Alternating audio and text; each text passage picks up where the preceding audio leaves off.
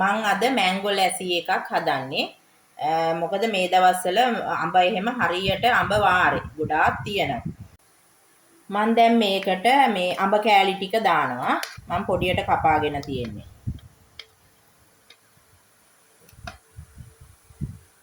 ඊට පස්සේ ලුණු චුට්ටක් දා ගන්නවා.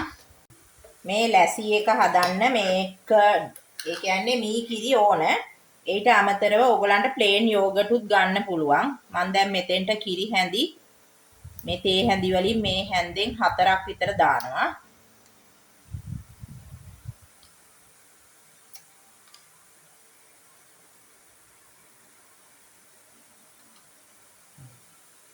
ඊට පස්සේ මම මේකට ෆ්‍රෙෂ් මිල්ක් ටිකකුත් දා ගන්නවා. සීනිත් තේ හැඳි රස අනුව මම දැනට දානවා මේකට හැඳි 4ක් විතර. පස්සේ බලලා රස අනුව පස්සේ දා ගන්නවා. ඊට පස්සේ මේක බ්ලෙන්ඩර් කරගන්න ඕන.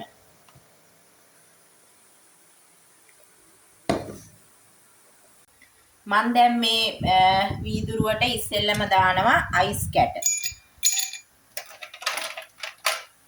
3ක් විතර දැම්මා. ඊට පස්සේ මම මේකට හදාගත්ත මැංගෝ ලැසි එක දා ගන්නවා. ඔන්න දැන් මං හදපු මැංගෝ ලැසි එක තමයි මේ.